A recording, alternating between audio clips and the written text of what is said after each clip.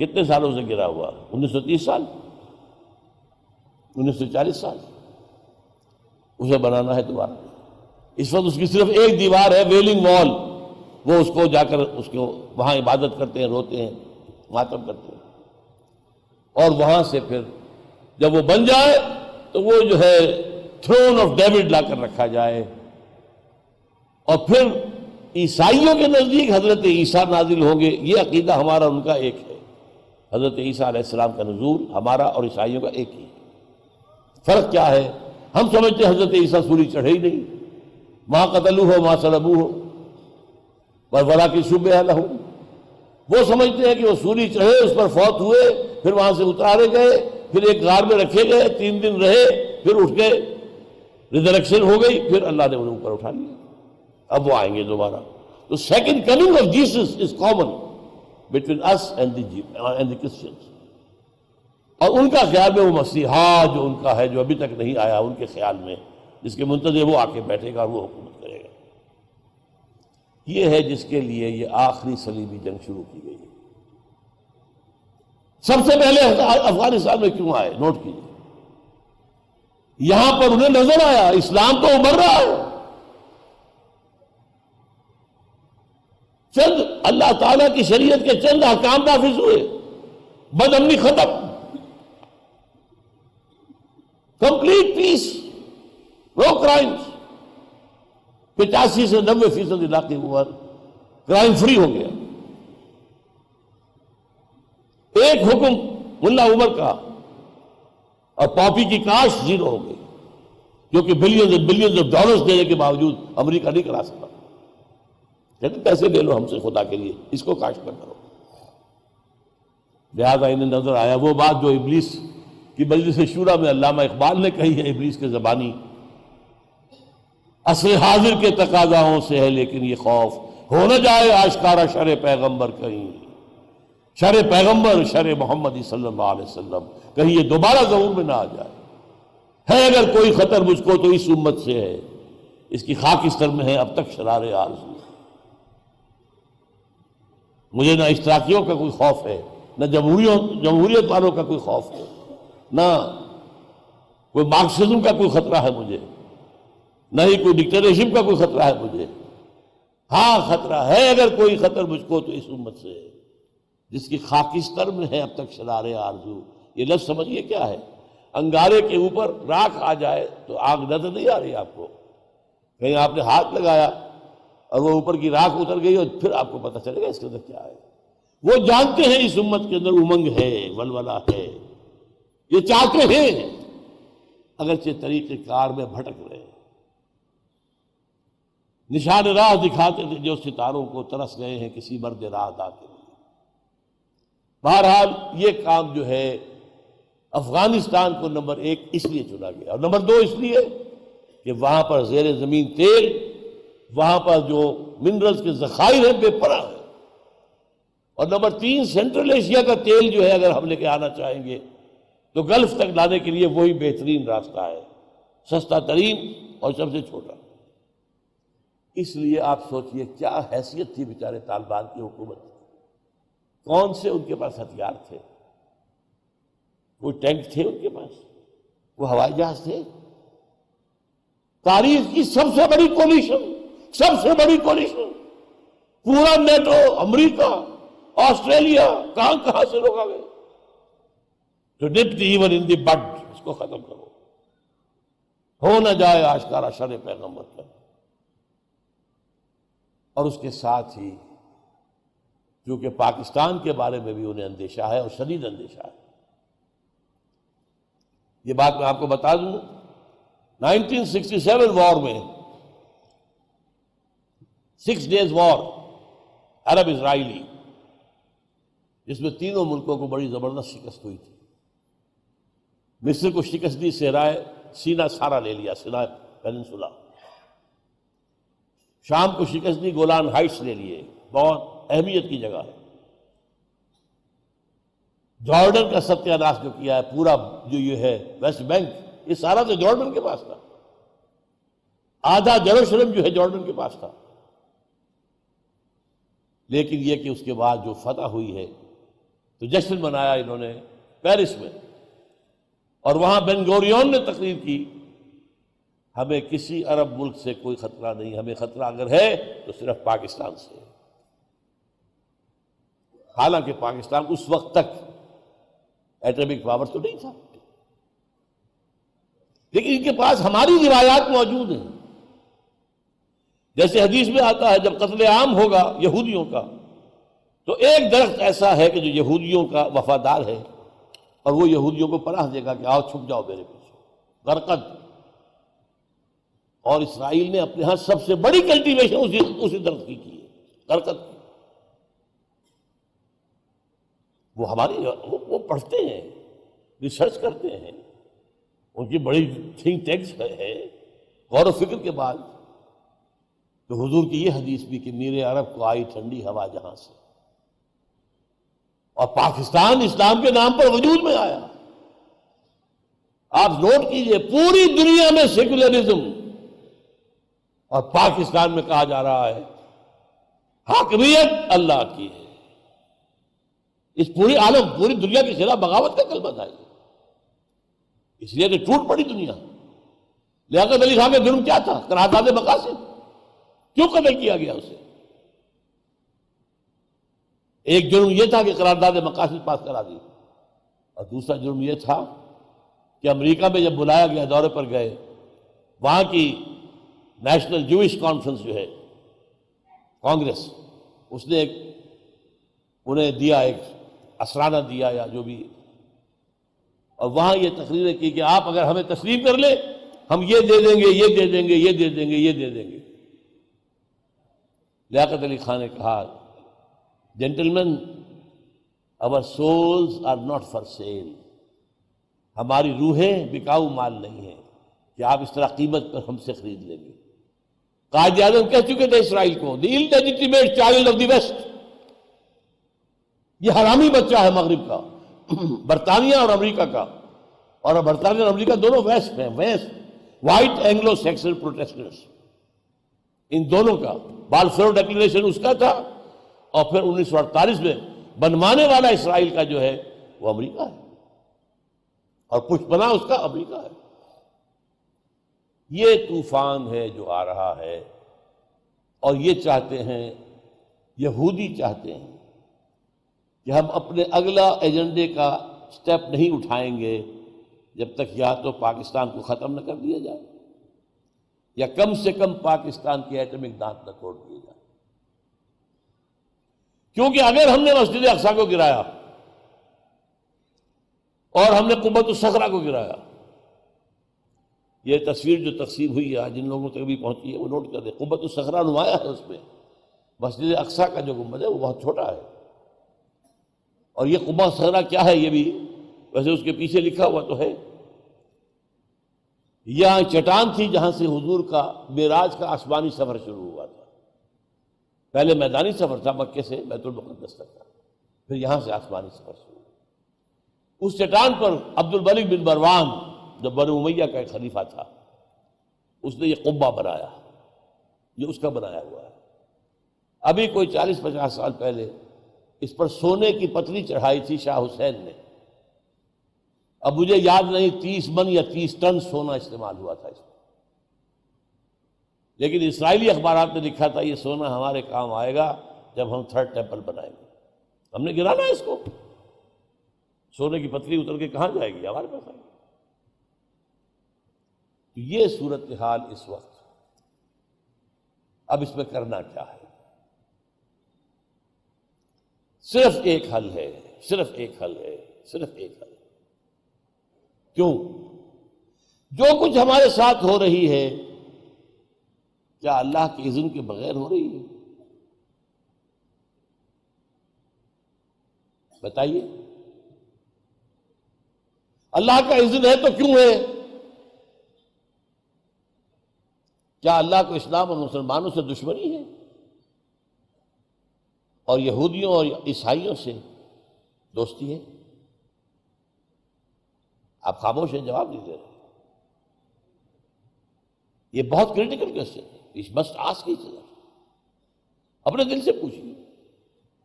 یہ سزا ہے اللہ کی، عذاب ہے اللہ کا. اللہ کا عذاب کسی کے ذریعے سے آتا ہے. یہودیوں پر نبوکدنضر کے ہاتھوں آیا، بخت نصر کے ہاتھوں آیا، رومیوں کے ہاتھوں آیا، یونانیوں کے ہاتھوں آیا، ساراگون کے ہاتھوں آیا، اور پچھلی صدی میں جرمنوں کے ہاتھوں آیا. عذاب تو اللہ کا تھا نا. یہ عذاب آج کیوں ہے ہم پر؟ دیکھیے قانون اللہ کا کیا ہے. اللہ جس قوم کو اپنی کتاب دے دے، شریعت دے دے، وہ قوم زمین پر اللہ کی نمائندہ قوم ہو جاتی ہو، اگر وہ اپنے عمل سے صحیح نمائندگی کرے، صحیح اسلام ریفلیکٹ کرے، صحیح اسلام دنیا کو دکھائے، دنیا کو دعوت دے come and see with your own eyes this is Islam, تو اللہ کی نعمتوں کی بارش ہوتی رہے گی. ان شکرتم لازیدنکم. لیکن اگر تم نے اپنے عمل سے مس ریپرزینٹ کرنا شروع کر دیا اسلام کو،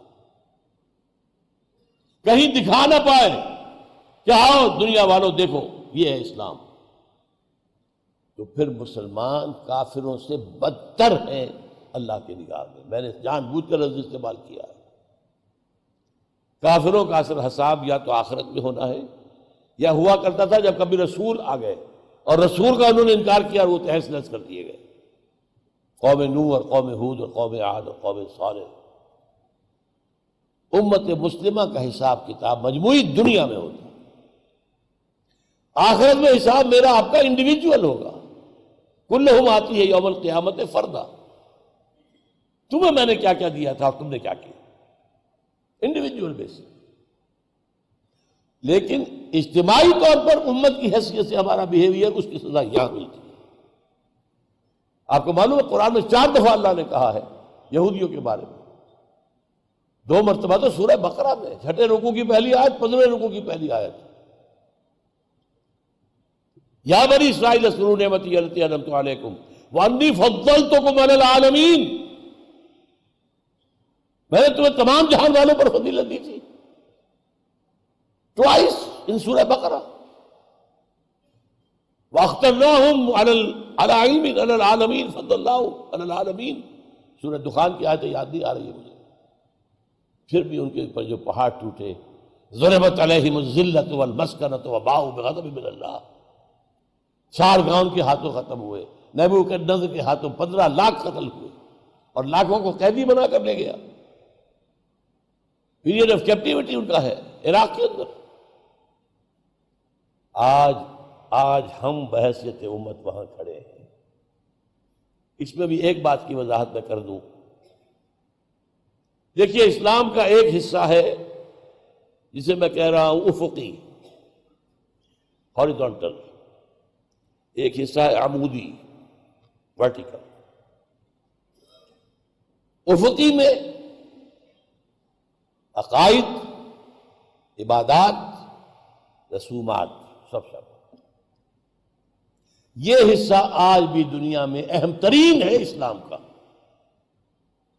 مانا جا رہا ہے کہ Islam is the fastest growing religion of the world. پوری دنیا میں یہی بڑھ رہا ہے، اسی کے اندر آگے لوگ آ رہے ہیں. 30 لاکھ حاجی، 30 لاکھ بلکہ کہتے ہیں زیادہ ہو جاتے ہیں حج سے بھی رمضان مبارک کے عمرے میں. میری نوجوانی کا دور میں یاد ہے، بڑی مشکل سے ڈھونڈ کے کہیں مسجدوں میں لا کر کسی بزرگ کو بٹھا دیا جاتا تھا، خدا کے لیے بیٹھ جائیے، اعتکاف کر لیجیے، مسجد خالی نہ رہے. آج مسجدوں میں جگہ نہیں ملتی، ویٹنگ لسٹیں ہوتی ہیں لمبی لمبی. لاہور میں تو ایک صاحب ہے جنہوں نے 25,000 آدمیوں کا شہر اعتکاف آباد کر دیا. ایک بڑے گراؤنڈ کے اندر شہر آباد ہو گیا اعتکاف. وہ ہے یا نہیں ہے، صحیح ہے غلط، وہ دوسری بات ہے، وہ جانے اور علماء جانے. لیکن بہرحال جو وہاں آتے ہیں 10 دن وہاں بیٹھتے ہیں، ٹھہرتے ہیں. آخر کوئی نہ کوئی مذہبی جذبہ ان میں ہے تبھی تو آتے ہیں. مذہب کی کمی نہیں ہے، دین کہاں ہے؟ دین کے اعتبار سے zero. We can't show even 1 square inch of land. یاؤ دیکھو یہاں ہم نے اللہ کا دین قائم کیا ہے، یہاں اللہ کی حاکمیت ہے. یہاں شریعت محمدی کا نفاذ ہے، یہاں دولت کی تقسیم منصفانہ ہے، یہاں ہر ایک کے بنیادی حقوق محفوظ ہیں۔ آؤ دیکھو، یہاں کوئی ریپریشن ہے، کوئی ڈسکریمنیشن ہے، کوئی ایکسپلائٹیشن ہے؟ Come and see, come and see, come and see. کر سکتے ہیں کہیں؟ 1 انچ زمین نہیں، not a single inch of land۔ یہ ہے ہمارا وہ جرم، جو کہ اصل میں جیسا کہ میں نے آپ کو بتایا تھا، حضور کی آمد کے بعد اہم ترین معاملہ جو ہے انسان کے لیے وہ اجتماعی نظام کا ہے۔ انفرادی لیکن تو پہلے بھی کم نہیں تھی، اجتماعی نظام، دین حق۔ شاہ ولی اللہ دہلوی کہتے ہیں رحمۃ اللہ علیہ کہ جس ملک میں تقسیم دولت کا نظام غلط ہو جائے، وہ 2 دھاری تلوار کی طرح اس معاشرے کو کاٹتا ہے۔ ایک طرف دولت کا انبار، ایک طرف فقر، فاقہ، بھوک، اور دونوں گویا کہ تلوار کی کاٹ ہے۔ جہاں دولت کے انبار ہوں گے، عیاشیاں ہوں گی، بدماشیاں ہوں گی، گلچرے ہوں گے، لوگوں پر اپنی دولت کا روب گانٹیں گے، بچی کی شادی ہو رہی ہے، پوری کوٹھی بقع نور بنی ہوئی ہوگی، اور سینکڑوں مہمان، ہزاروں مہمان کھانا کھا رہے ہوں گے، یہ سب کچھ ہوگا۔ اور دوسری طرف کیا ہوگا؟ فقر۔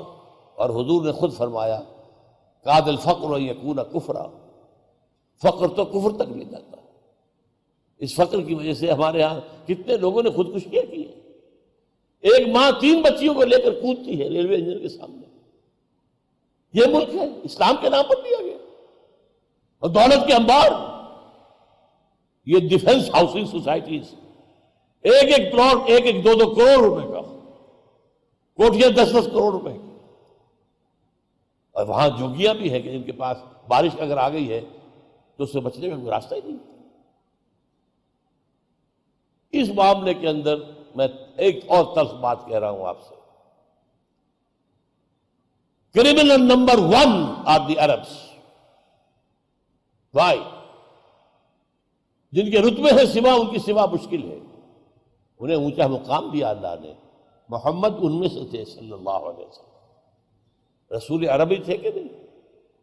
رسول ہاشمی تھے کہ نہیں؟ یہ رتبہ بلند ملا جس کو مل گیا، ہر مدعی کے واسطے دار النسل کا۔ نمبر 2، ان کی مادری زبان میں اللہ کا کلام موجود ہے۔ انہیں تو کوئی چٹائی توڑ تعلیم حاصل کر کے تو قرآن کا ترجمہ سمجھنا جو ہے اس کے لیے محنت نہیں کرنی پڑے، اپنی زبان۔ اس کے باوجود جیسے جیسے یورپین کولونیلزم کا بستر طے ہوا پچھلی صدی میں، کسی عرب ملک نے اپنا قبلہ سیدھا کر لیا ماسکو کی طرف، شام، عراق اور مصر، اور کسی نے اپنا قبلہ سیدھا کر لیا واشنگٹن کی طرف۔ باقی سارے عرب ممالک واشنگٹن کے طرف۔ ان سے بڑا مجرم کون ہوگا؟ ان پر تو میں عرض کر دوں آپ سے، یہ جو نیا دی بلڈیسٹ وار جو کہا ہے، یہ جو تصویر میں نے آپ کو دی ہے، وہ ان کے سر پر کھڑی ہے، تلوار تنی ہوئی ہے۔ وہ جیسے ایک اسرائیلی نبی نے کہا تھا، لوگوں ہوش کرو، توبہ کرو، درخت کی جڑ پر کہاڑا رکھا جا چکا ہے۔ وہ تباہی یہاں آنی۔ ویل للعرب من شر قد اقترب، یہ حضور کی حدیث ہے۔ اور جنگ کیسی ہوگی وہ میں پہلے آپ کو بتا چکا ہوں کہ ایک باپ کے بیٹے اگر 100 ہوں گے تو 99 ختم ہو جائیں گے، ایک بچے گا، اور پرندہ اڑتا چلا جائے گا اور اسے اترنے کی جگہ نہیں ملے گی، گرے گا تھک کر تو لاش پر گرے گا۔ یہ دور نہیں ہے، یہ ایجنڈا چل رہا ہے، بڑی تیز سے چل رہا ہے۔ یہ جنگ شروع ہو چکی 2001 سے۔ یہ جان لیجئے پہلی جنگ جو صلیبی جنگ تھی، اس نے ایک جنگ کہتے ہیں، وہ جنگ نہیں، جنگوں کا سلسلہ تھا، 250 برس جاری رہا ہے۔ وہ کوئی 2-4 برس کی بات نہیں تھی، 250 برس، 170 برس وہ سلسلہ جاری رہا، ریلے کر ریلا چلا آ رہا ہے، سیلاب پر سیلاب چلا آ رہا ہے، ایک گیا ہے تو دوسرا آ گیا، دوسرا گیا تو تیسرا آ گیا۔ اسی طرح یہ جنگ شروع ہوئی ہے، ابھی اسے 10 سال ہوئے ہیں، لیکن اس کے جو ہدف ہے اس میں ظاہر بات ہے۔ آپ کو یہ بھی بتا دوں، 2005 میں بش نے کہہ دیا تھا کہ سعودی عرب پر اور پاکستان پر بھی حملہ کر دیا جائے۔ وہ تو ان کی جو پینٹاگون ہے، جو فوجی ادارہ اس نے کہا کہ نہیں، ممکن نہیں ہے، we are already overstretched, ہماری جو قوتیں بہت پھیلی ہوئی ہیں اس وقت، کوئی مزید جو ہے ہم مہم جو ہے جوئی نہیں کر سکتے۔ اور وقتے میں آ پڑی ہے سکول دسترانہ بات، نمبر 2 کرمنلز ہم مسلمانان پاکستان۔ اگر ہماری 150 کروڑ آبادی ہے تو کرمنل نمبر 1 30 یا 40 کروڑ عرب، کرمنل نمبر 2 نیئرلی 20 کروڑ مسلمان پاکستان۔ کیوں؟ ہم نے ایک ملک مانگا تھا گڑ گڑا کر۔ اے اللہ ہمیں انگریز کی غلامی سے نکال کر ہندو کی غلامی میں نہ دے دے، اے اللہ ہمیں علیحدہ ٹکڑا دے دے، ہم تیرے دین کا بول بالا کریں گے۔ اقبال نے یہ بات کہی تھی 1930 میں، جس سے کہ مسلم لیگ زندہ ہوئی ہے اور وہ ایک تحریک بنی ہے۔ محمد علی جناح مایوس ہو کر جا کر انگلستان میں بیٹھ گئے تھے کہ یہ ہندو جو ہے، ان کے الفاظ تھے ہندوز آر انکوریجیبل، ناقابل اصلاح قوم ہے، یہ کوئی معقول بات ماننے کو تیار نہیں ہے۔ اصل میں جب یہ چھوڑ کر چلے گئے تھے انگلستان 1930 میں اور وہاں پریکٹس شروع کر دی لیگل، تو ایک ہمارے ہاں ہوتے تھے آئی سی ایس بہت پرانے، ایس ایم اکرام، شیخ محمد اکرام، جن کی کتابیں بڑی مشہور ہیں، روض کوثر، آب کوثر، موج کوثر، وہ پڑھتے تھے وہاں اس وقت آکسفورڈ میں۔ انہوں نے جا کر کہا کہ آپ کیوں چھوڑا ہے پاکستان ہندوستان کو، وہاں کے مسلمانوں کو آپ کی قیادت کی ضرورت ہے۔ کہنے کہ میں قیادت، ہندوز آر انکوریجیبل، اور مسلمانوں کا حال یہ ہے کہ ان کے بڑے سے بڑا لیڈر جو بات مجھ سے صبح کرتا ہے شام کو گورنر کو بتا دیتا ہے۔ How can I lead such a nation? مایوس ہو کر جا کر محمد علی جناح بیٹھ گیا ہے۔ میں اس لیے قائد اعظم ابھی نہیں کہہ رہا، ابھی قائد اعظم نہیں بنا تھا، وہ قائد اعظم بنایا ہے اسے اقبال نے، 1932 میں گیا ہے، وہ اقبال گیا ہے، جو گول میز کانفرنس تھی، راؤنڈ ٹیبل کانفرنس 3rd، جناح اس میں شریک نہیں تھے اس لیے کہ وہ تو سیاست چھوڑ چکے۔ اقبال گیا ہے، اس نے وہاں پر یہی ٹیکہ لگایا ہے پھر محمد علی جناح سے ملاقاتیں کر کے کہ تم یہ نوابوں اور نوابزادوں کو چھوڑو، عوام مسلمانوں کے ساتھ بات کرو اور اسلام کے احیاء کی بات کرو۔ ہم ایک اسلام کا نمونہ دنیا کے سامنے لانا چاہتے ہیں، عہد حاضر میں ایک مثالی اسلامی معاشرہ، مثالی اسلامی ریاست، اس کا نمونہ بنانا چاہتے ہیں۔ تب آئے ہیں واپس محمد علی جناح، اور پھر انہوں نے 10-12 سال اسلام کی قوالی گائی ہے، اسلام اسلام اسلام، ہماری تہذیب، ہمارا تمدن، ہمارے قوانین، ہمارا دستور تو 1400 سال پہلے کا بنا ہوا ہے۔ پوچھا گیا تھا پاکستان کا دستور کیا ہوگا، فرمایا ہمارا دستور 1400 سال پہلے بنا ہوا۔ یہ جو قوالی گائی گئی ہے، اس سے حال آ گیا مسلمانوں کو۔ میں کیوں کہہ رہا ہوں حال جب آتا ہے تو اس میں جذبات یا جذبات کا عمل دخل ہوتا ہے، انٹلیکٹ کا نہیں۔ ورنہ سوچئے یو پی کے مسلمان نے مسلم لیگ کو کیوں ٹکٹ دی، کیوں ووٹ دیے؟ پاگل پن نہیں ہے؟ کیا یو پی کو آنا تھا پاکستان میں؟ سی پی، مدراس، بامبے، بہار، یہ پاگل نہیں تھے؟ حال آ گیا تھا اسلام۔ اگر اسلام کا یہاں پر نشست ثانیہ ہو جائے تو جو ہم پر بیتے گی سہ لیں گے۔ یہ قربانی ہے جو انڈین مسلم نے دی، اور آج تک وہ قیمت ادا کر رہے ہیں اس کی۔ وہ کہتے ہیں وہاں پر ہندو، تم نے بنایا پاکستان، مسلم لیگ کی ساری قیادت مائنورٹی پالیٹکس سے تھی، تم نے بنایا پاکستان، تم مجرم ہو، اب جاؤ وہاں دفاع ہو جاؤ۔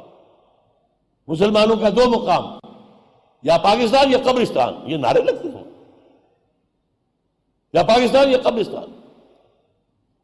بہرحال ہم نے جو کچھ کیا ہے، میں اس سے زیادہ تلخ باب کھولنا نہیں چاہتا کہ ذمہ داری کس پر ہے۔ یہ تو جس کی بھی ہے، میرے نزدیک پوری قوم ذمہ دار ہے، بری کوئی بھی نہیں ہے۔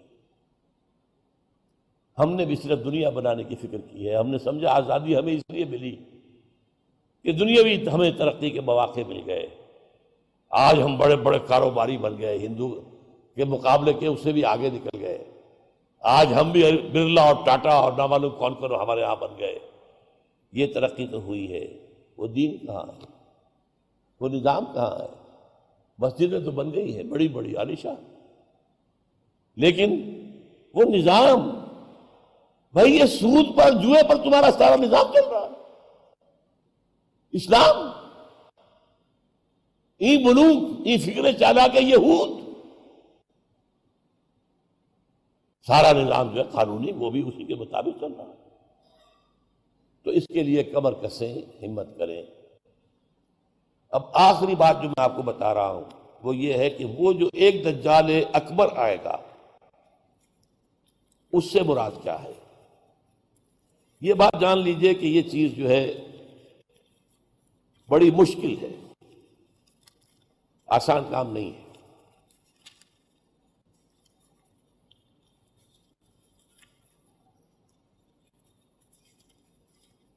مجھے کافی چیزیں اپنی باتوں میں سے چھوڑنی پڑی ہیں. دیکھیے دجال اکبر کے بارے میں جو احادیث ہیں، ایک بات تو یہ کہ وہ کانا ہوگا ایک آنکھ سے، اس کے ماتھے پر لکھا ہوا ہوگا کافارا، ہر مومن پڑھ لے گا چاہے پڑھا لکھا ہو یا نہ ہو. وہ خدائی کا دعویٰ کرے گا، اور اس کی قوتیں کتنی ہوں گی ذرا نوٹ کیجئے. لا تضع قریۃ الا حبطها فی 40 لیلۃ، مسلم شریف کی روایت ہے. پوری دنیا میں ایک ایک بستی کے اندر وہ گھوم جائے گا صرف 40 دنوں میں. کیسی سواری اس کے پاس ہوگی، کیسی صورت والی سواری ہوگی.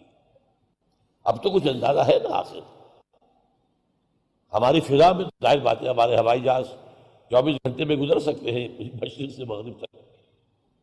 نمبر 2، اس کے 2 کانوں کے مابین 80 گز کا یا 80 ہاتھ کا فاصلہ ہوگا. اس کے گدھے کی ماں بین حافر ہمارے ہی حافر آخر مسیرت یومین و لیلۃ، اس کے گدھے کی ایک قدم اور دوسرے قدم کے درمیان ایک دن رات کے سفر کی مسافت ہوگی. اب ظاہر بات ہے اس کا گدھا کون ہے آج؟ ہوائی جہاز. ینادی بصوت لہ یسمع ما بین الخافقین، کنز العمال میں بھی ہے، مسند احمد بھی حدیث ہے. وہ آواز دے گا ایک ایسی آواز سے جس سے مشرق اور مغرب کے درمیان سب لوگ سنیں گے. ہو گیا کہ نہیں؟ بش کی تقریر سب سنتے کہ نہیں؟ سخرت لہ انہار الارض واسارها یامر السماء فتمطر والارض فتنبت، اس کے لیے تمام دریا اور پوری زمین کو سخر کر دی جائے گی. وہ جب حکم دے گا آسمان کو بارش برسائے گا. مادر ذات انز اکمہا، اس کو ٹھیک کرے گا، کوڑی کو ٹھیک کرے گا. یہ حضرت عیسیٰ والے معجزے ہیں. یحیی الموتیٰ، مردوں کو زندہ کرے.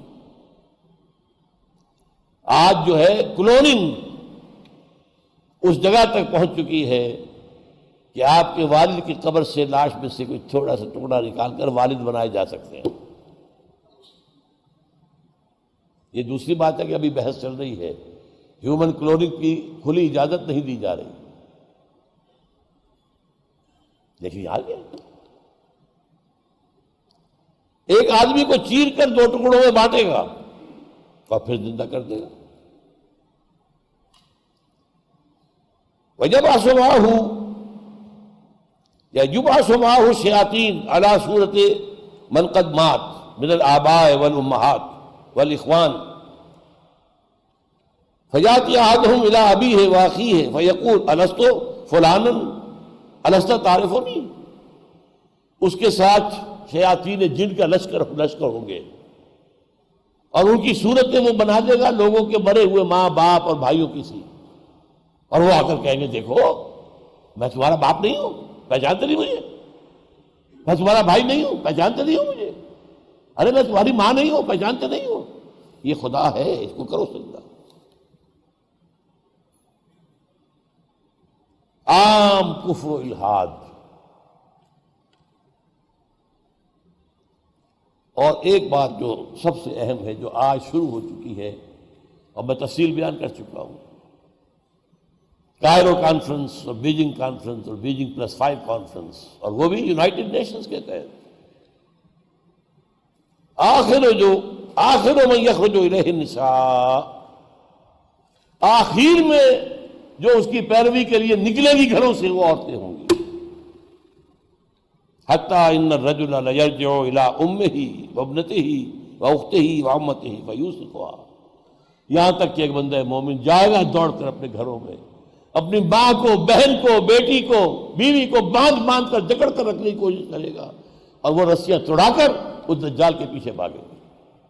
وہ نقشہ ہے آج۔ ایک حکم پر یہ شیطان مشرف جو ہے ہمارے ہاں 30% سیٹیں سب عورتوں کے لیے مقرر کر دیں۔ بھائی امریکہ تک میں نہیں ہے تو ان کی پیروی کر رہے ہو، وہاں بھی نہیں ہے یہ ہم ان سے بڑھ کر ان کے مقاصد کی تکمیل میں ان سے آگے جا رہے ہیں۔ اب دیکھتے دیکھتے ہماری بات کو دیکھ کر انڈیا کے اندر بھی آیا ہے کہ 30% سیٹیں سب کی جو ہے خاص کر دی جائے عورتوں کے لیے، وہاں وہ نہیں ہو پا رہا۔ جمہوری حکومت ہے، اختلافات ہو رہے ہیں، ابھی بحثیں چل رہی ہیں، اور یہاں کیا تھا، مشرف ایک حکم، اور کوئی نہیں بولا، کوئی مذہبی لیڈر نہیں بولا یہ کیا کر رہے ہو، کوئی سیاسی لیڈر نہیں بولا کیا کر رہے ہو یہ۔ ان کی گھٹی میں سیاست پڑ چکی ہے۔ خطرہ یہ تھا کہ ہم نے اگر ایسی کوئی بات کی تو یہ الیکشن پوسٹ پون کر دے گا، اور الیکشن بڑا ہوا ان کا عام طریقہ۔ بہرحال یہ دجالیت جو ہے، دجال اکبر، یہ آنا ہے۔ یہ ہوگا کون؟ اس میں احادیث کے اندر اختلاف ہے۔ ایک واقعہ یہ بھی ملتا ہے کہ حضور ہی کے زمانے میں یہودیوں میں ایک بچہ پیدا ہوا، ابن سیاد۔ وہ بڑا غیر معمولی قسم کی صلاحیتیں اس میں تھیں، وہ اپنی پیٹھ کے پیچھے سے بھی دیکھتا تھا،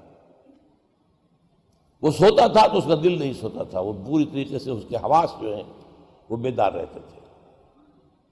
تو حضور نے اس کے کچھ حالات وغیرہ کا باقاعدہ مشاہدہ کیا، یہ سوچتے ہوئے کہ شاید یہی دجال بن جائے۔ حضرت عمر نے کہا بھی کہ آپ مجھے حکم دیں میں اس کی گردن اڑا دوں۔ فرمایا نہیں، اگر تو یہ وہ ہے تو اسے قتل کریں گے عیسیٰ ابن مریم، تم قتل کرنے والے نہیں ہوں گے، اور اگر یہ وہ نہیں ہے تو خام خواہ ناحق خون کا جو ہے تمہارے اوپر الزام آتا ہے۔ پھر ایک صحابی رضی اللہ تعالی عنہ، تمیم داری، وہ عیسائی تھے، اسلام لائے تھے، وہ کسی بحری سفر پر گئے تو طوفان جو ہے ان کے جہاز کو لے کر ادھر ادھر کئی ایک مہینے تک، اس سے بھی زیادہ، موج ادھر لے گئی پھر ادھر لے گئی پھر ادھر لے گئی، حتیٰ کہ ایک جزیرے میں جا کے ان کا اترنا ہو گیا، وہاں کوئی نہیں تھا، غیر آباد۔ اندر کچھ گئے تو انہیں ایک عجیب سی مخلوق نظر آئی، جساسہ، کہ نہ اس کا پتہ چلتا تھا منہ کدھر ہے دم کدھر ہے۔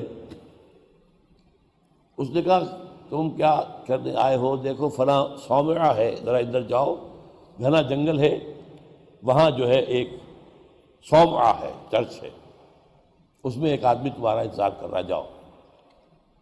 وہاں گئے تو دیکھا کہ ایک بہت قوی ہے، بہت لمبا چوڑا، رسیوں میں اور چینز کے اندر جکڑا ہوا انسان، انسانی شکل، اور اس سے پھر مکالمہ ہوا، کچھ سوالات کیے، کیا بحیرہ گلیلی میں پانی ہے؟ ہاں جی ہے۔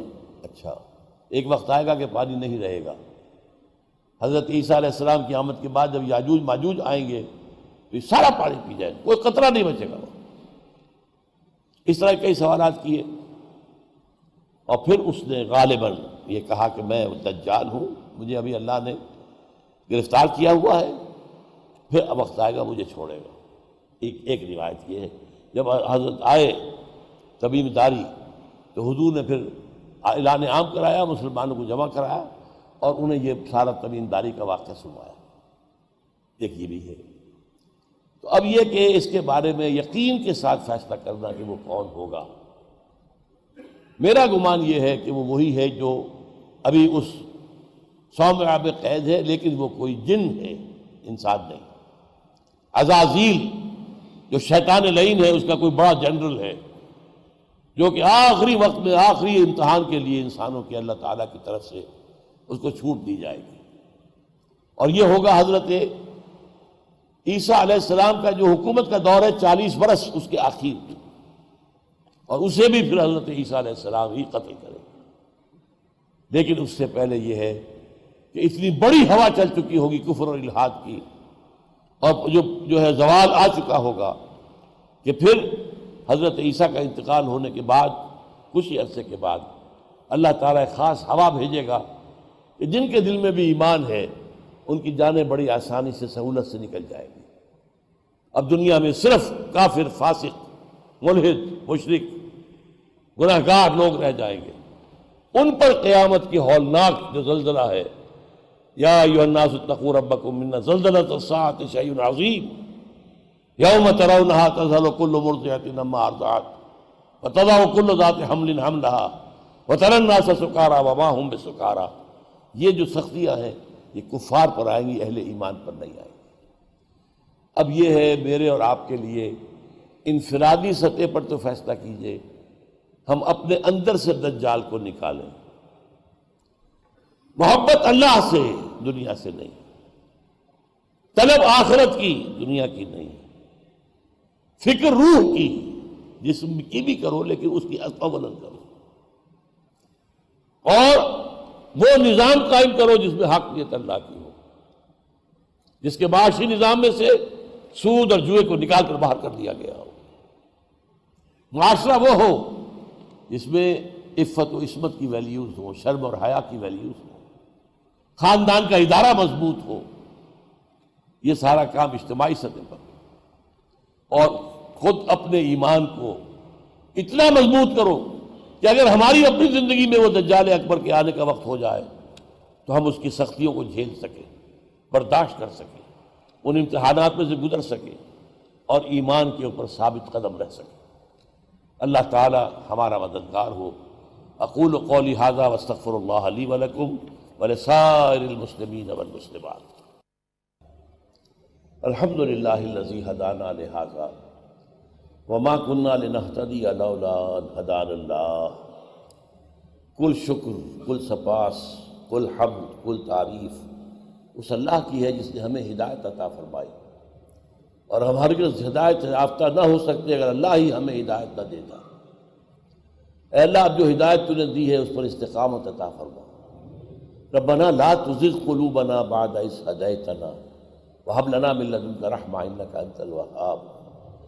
اللہم انصر من نصر دین محمد صلی اللہ علیہ وسلم من کانوا وحیث کانوا۔ اے اللہ، اپنے ہر اس بندے کی مدد فرما جو تیرے نبی کے دین کی خدمت کر رہا ہو، خواہ وہ کوئی بھی ہو، کہیں بھی ہو۔ اللہم اجعلنا منہم، اے اللہ ہمیں ان کے ساتھ شامل ہونے کی توفیق عطا فرما۔ واخذل من اعرض عن دین محمد صلی اللہ علیہ وسلم من کانوا وحیث کانوا۔ اور اے اللہ، ہر اس شخص کو ذلیل اور خوار و رسوا کر دے جو تیرے نبی کے دین سے روگردانی کر رہا ہو، خواہ وہ کوئی بھی ہو، کہیں بھی ہو۔ اور اے اللہ ہمیں اپنی امان میں، حفظ میں رکھ، حفاظت میں رکھ، کہ ہم ایسے لوگوں کے پھندے میں نہ پھنس جائیں۔ ربنا تقبل منا انک انت السمیع العلیم وتب علینا انک انت التواب الرحیم۔ اللہم اغفر لنا ولآبائنا ولأمہاتنا ولجمیع المؤمنین والمؤمنات والمسلمین والمسلمات الاحیاء منہم والاموات انک سمیع مجیب الدعوات۔ وصلی اللہ تعالی علی خیر خلقہ محمد وبارک وسلم تسلیما کثیرا کثیرا آمین یا رب العالمین۔